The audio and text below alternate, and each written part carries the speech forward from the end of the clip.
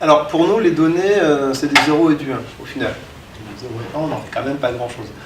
Ça peut être des chiffres, ça peut être des nombres, donc des informations, et après ça peut être des chaînes de caractères. Maintenant, qu'est-ce qu'on fait avec tout ça? Donc là, on a plein de data. Ok, maintenant, qu'est-ce qu'on va chercher dedans? C'est ça l'intérêt. Maintenant, le vrai problème, c'est pas la data en soi ni les outils, ça c'est réglé.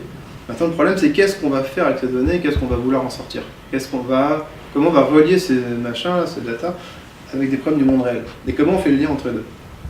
C'est ça la problématique. Et on a besoin d'outils mathématiques pour traiter ces informations. Parce que le problème, c'est de réussir à relier ces informations avec un vrai besoin et puis avec les techs qui savent le faire. Toute la problématique, elle est là-dedans.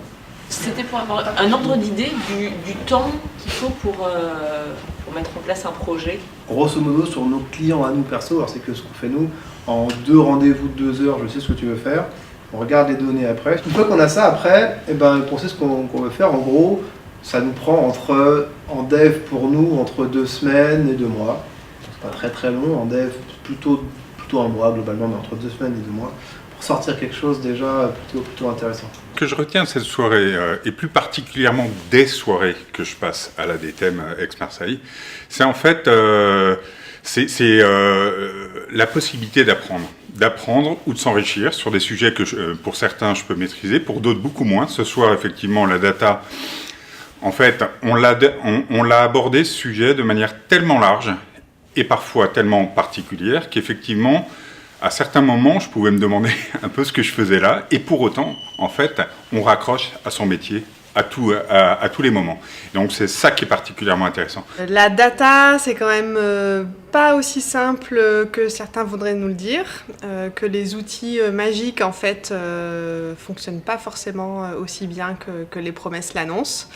Et que c'est vraiment des projets itératifs sur lesquels il faut avoir un objectif très précis, avoir un jeu de données très propre et savoir où on va pour que ce soit vraiment efficace. Et ce soir, ça nous a permis vraiment de comprendre quel est l'envers du décor et dans quelle mesure on peut faire confiance à ces outils-là ou pas.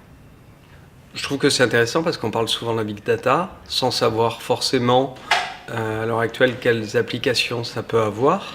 Donc l'enjeu de ce soir, c'était de savoir comment on pouvait utiliser la big data dans l'univers marketing, avec un ciblage, des personas, savoir comment on pouvait utiliser, agréger, présenter cette donnée à des fins marketing. Et donc on a eu un aperçu des technologies utilisées et aussi de l'application qui pouvait en être faite. Donc on construit donc des façons finalement d'aller plus vite, de gagner un peu plus d'argent peut-être sur certains process, de créer des nouveaux services. C'est ça notre métier. C'est connecter les gens de la technique, des gros matheux, des informaticiens, des gens qui ont des besoins via les données, et on met ça ensemble, on mélange et ça fait des choses sympathiques, des histoires sympathiques. Déjà eux, c'est rare qu'on se rencontre. Ça arrive rarement, parce qu'on vient pas du même domaine, pas du même monde, et on bosse pas trop ensemble d'habitude. Donc oui, moi je suis là avec un discours plutôt technique, que j'ai allégé ce soir, mais souvent technique, des problématiques techniques, et eux, ils y comprennent rien, ils s'en foutent complètement. Puis quand ils comprennent, en fait, ils se trompent. Mais c'est pas grave, c'est pas leur métier, moi je comprenais rien en marketing, mais eux comprennent rien en data. Le but c'est quand même qu'on se mette ensemble, qu'on parle, puis après il se passe une histoire sympathique, après il se passe un truc. C'est là où c'est rigolo aussi. On vient expliquer des choses aux gens qui sont pas de ton monde. Ça frotte un peu au début, mais c'est pas grave. Si on dit toujours la même chose aux gens ou ce qu'ils veulent entendre, c'est pas intéressant. Du coup, l'intérêt, c'est de mixer ces choses-là, et après, il se passe des trucs sympathiques. C'est vraiment le projet.